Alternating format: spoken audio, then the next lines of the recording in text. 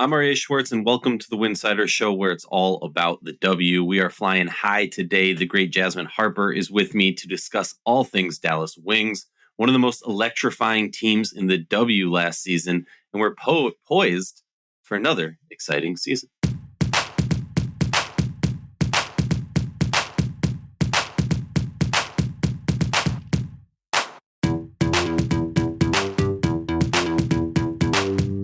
Welcome back to the show. I'm very excited. We're joined by the great Jasmine. Talk all things Wings. Jasmine, how's it going? Hi, everybody. Everything's going pretty well. I'm excited for the season and to talk some Dallas Wings basketball. Let's do it. You want to recap, summarize last season, or should I? Yeah, I can get a little bit into it because it's pretty straightforward. Dallas basically took the jump that they needed to become a true contender with the likes of New York, Vegas, and Connecticut. They were also the only team to beat those three teams at the top. And that happened during second year head coach Latricia Trammell. She got that done in her first year. She's a defensive-minded coach, came in and pretty much won the heart of the locker room on top of just having some defensive schemes that put Dallas in a way better position than they've been in previous years, which led to their offense also elevating as well. So I think Dallas had a pretty good season last year, and I think they're looking to build off of it in 2024.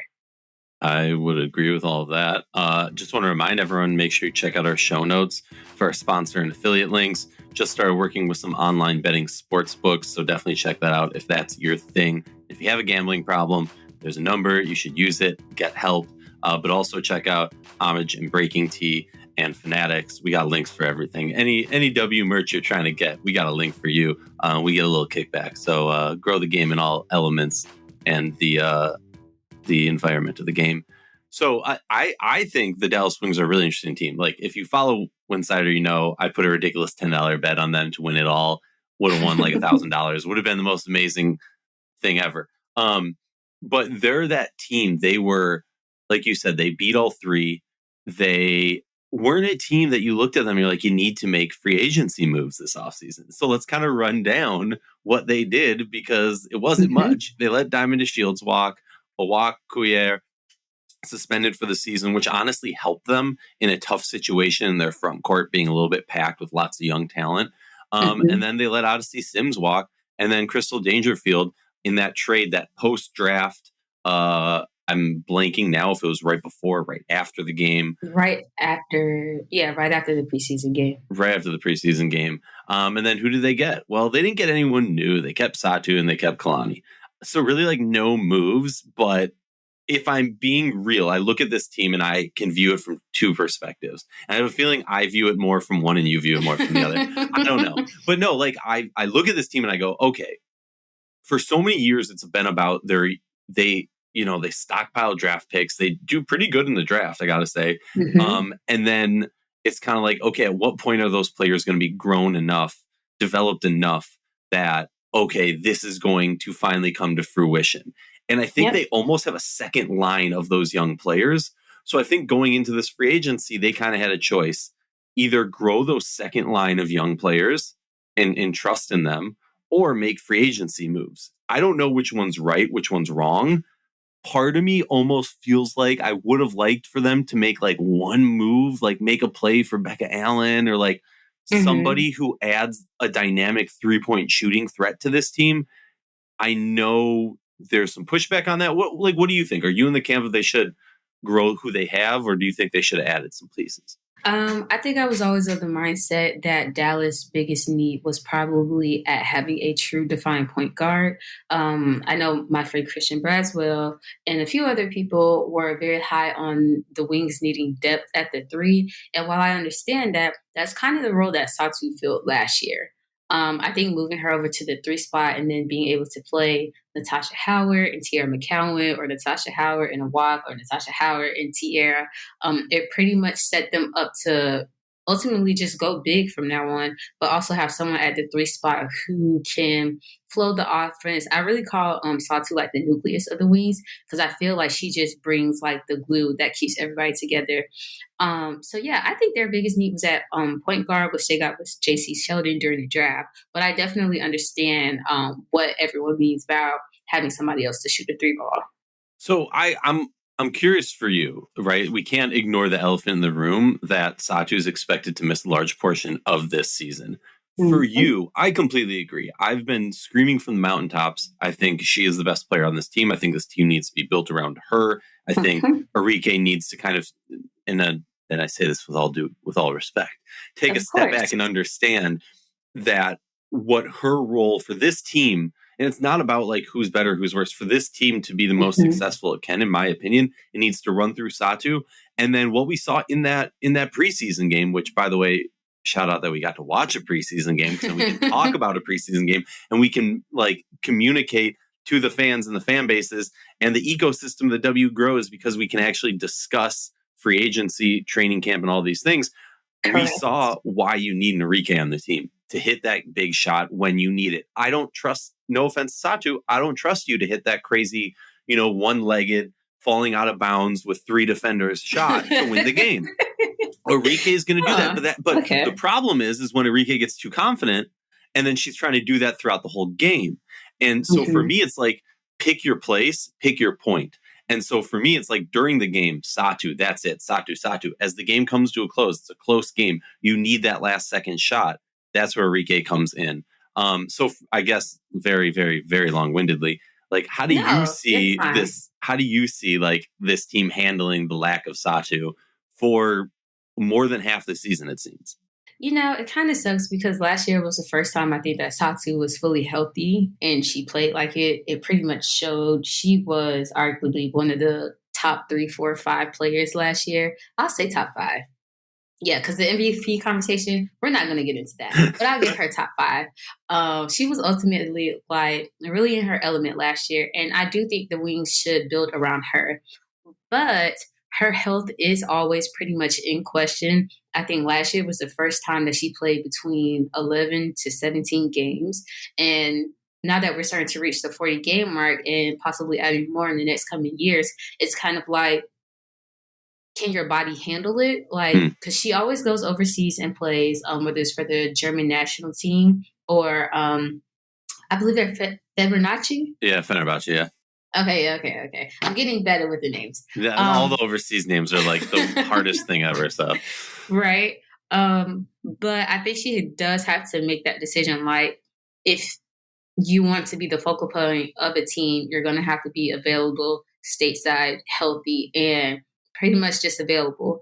I do agree that Arike should be, and I'll even add starter. I think she should be the starter of the game with the focus around her as well as the closing.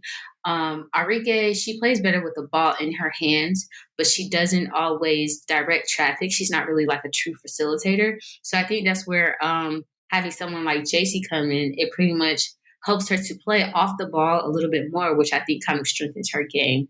So without Satu, I'm interested to see how it goes. I know that when I spoke to Maddie Seegers and Kalani Brown during pregame availability against the Fever, they were mentioning how the two of them had gotten reps with Arike during the offseason.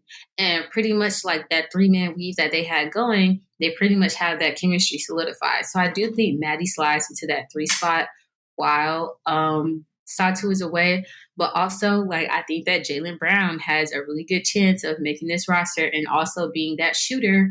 She shot 3 for 7 during the preseason game against Indiana, and I believe that comes out to 42% just in one game.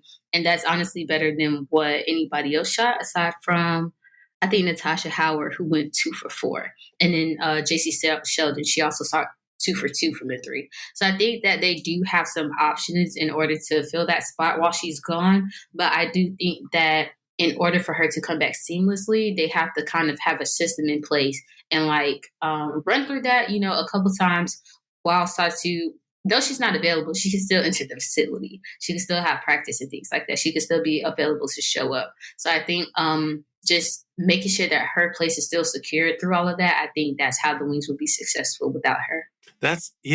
I agree with the many points you made there. The thing that interests me is that aspect of like Arike is better with the ball in her hands, but she's not good at directing.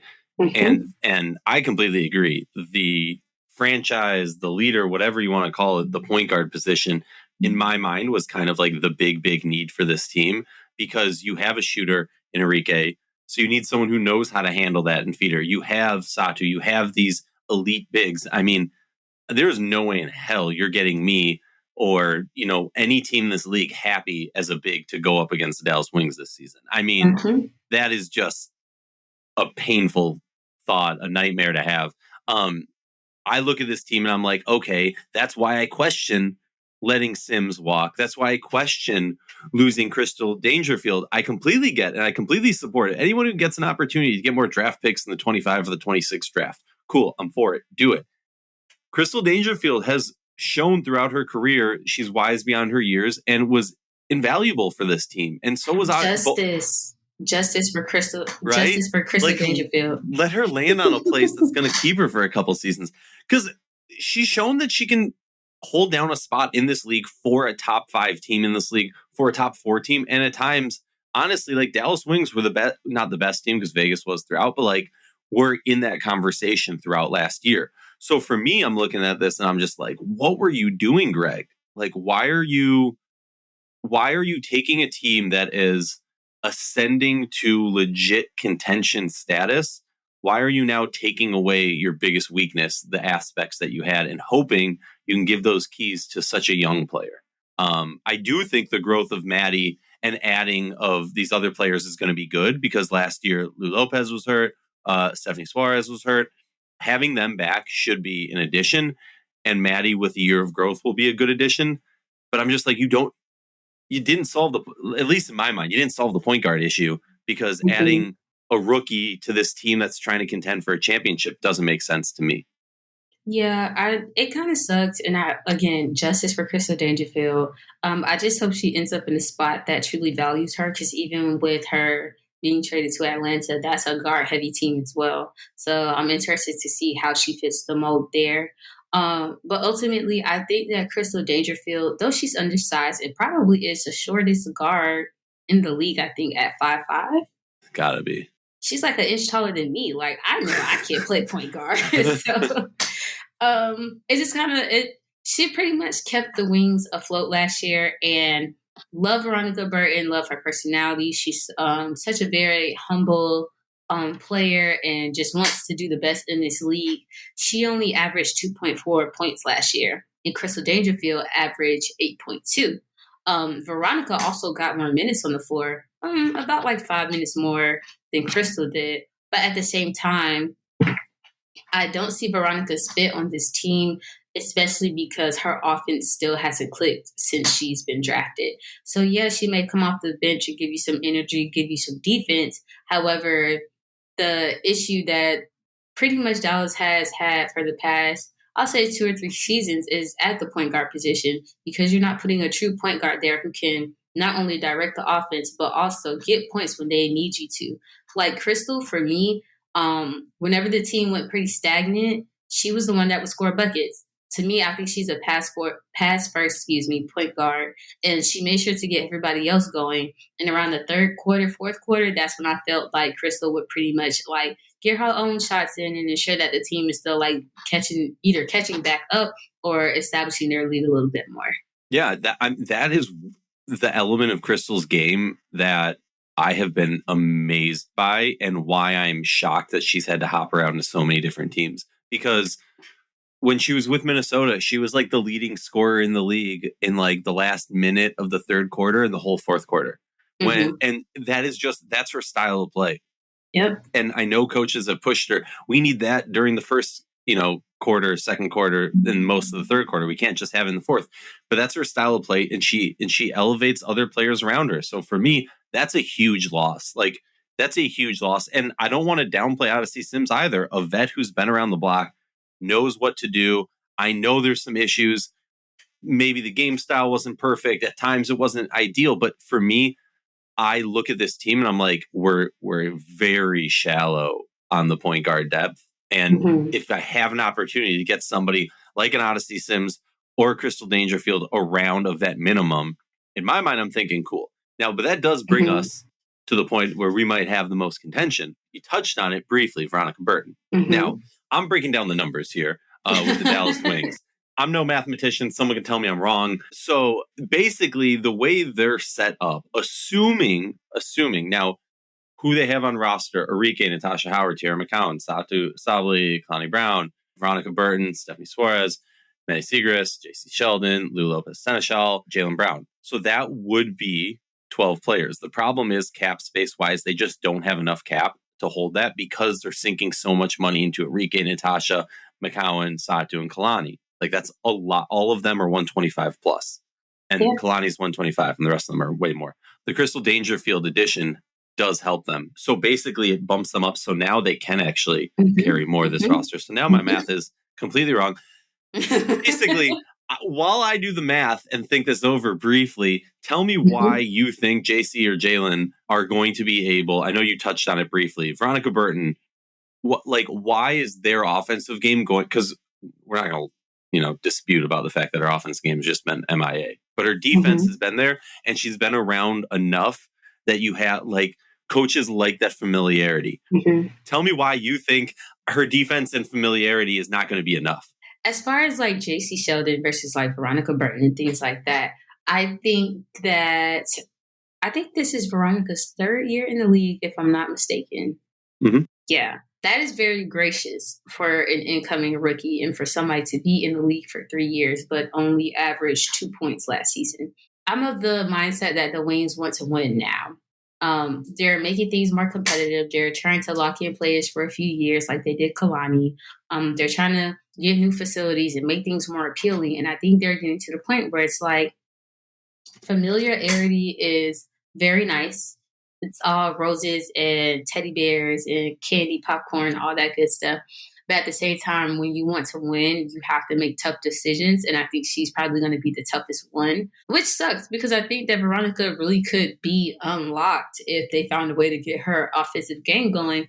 But like we've seen in Dallas with a few players, Dana Evans, Chelsea Dungy, Charlie Collier, the list goes on.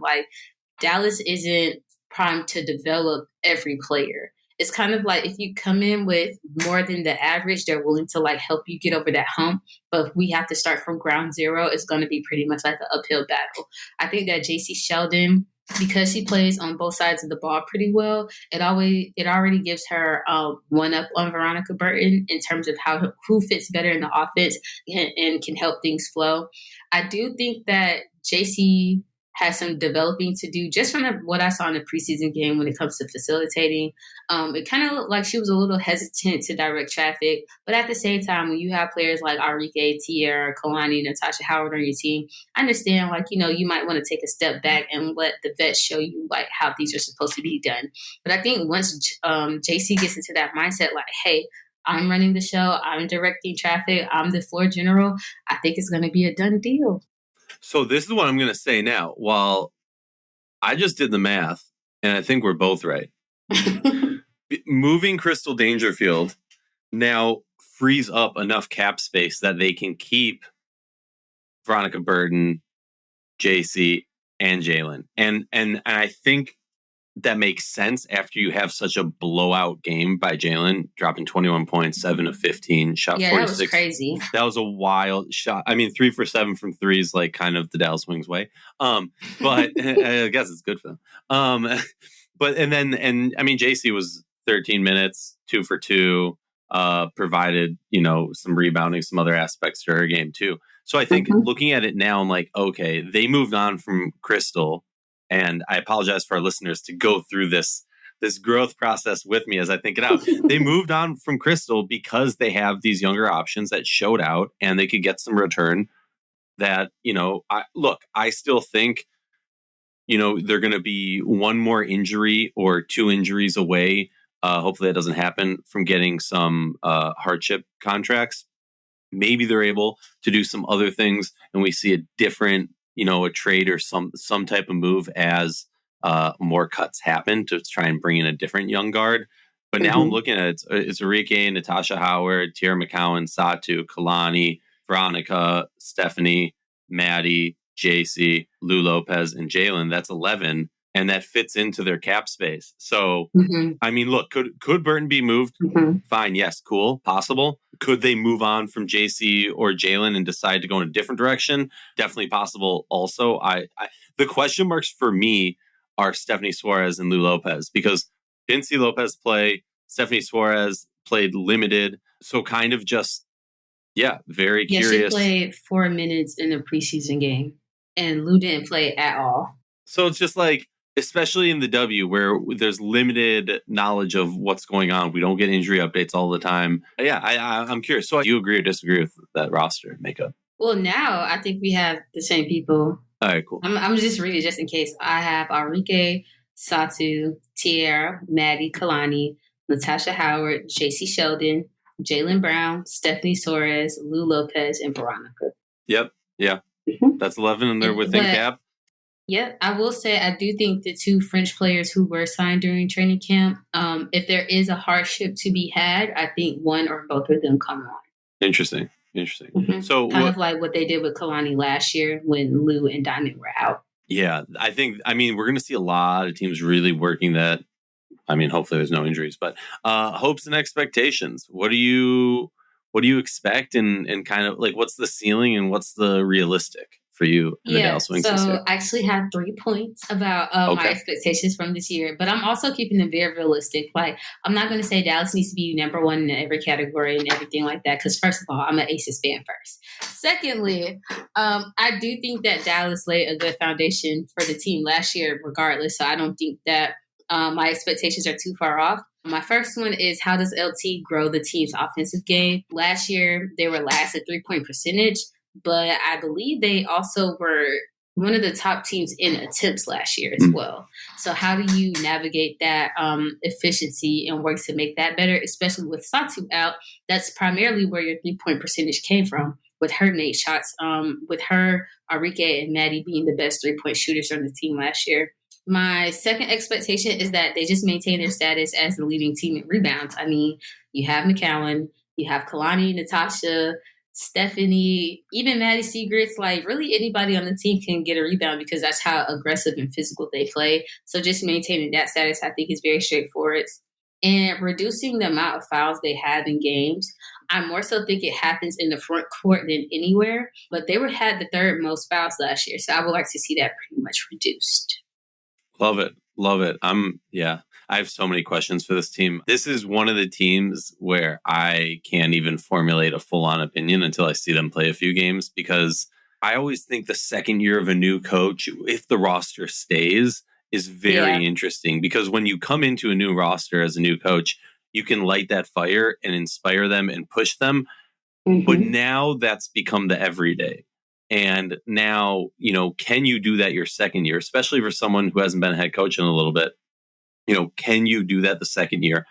Keep that same, like you were saying, keep that same energy, that same aggression, and kind of find that next level. So that's what I'm curious to see. I have many, many eyes on the Dallas Wings. My final question for you is, who's your GOAT? Wait, for real? Yeah. Like just WNBA? Yeah, who's your GOAT? It will always be Candace Nicole Parker, who also, just want to put it out there, got assigned as an executive with Adidas Women's Basketball. Go ahead and get Asia Wilson her shoe, girl. Go ahead and get her shoe. But no, I love Candace's game. There are a few people who made me fall in love with basketball, and she's one of them. So even though I haven't been in this space very long, the past few years, just watching her, where I got to actually witness her win 2 championships, I'm just very glad to be able to watch and experience her game. She changed the way that I analyze the game, from what she does with TNT and just breaking down basketball in general. And I just have such a profound appreciation for women and what they've done to grow the WNBA. And I think she's one of those legends. Shout out to the one, the only, CP3.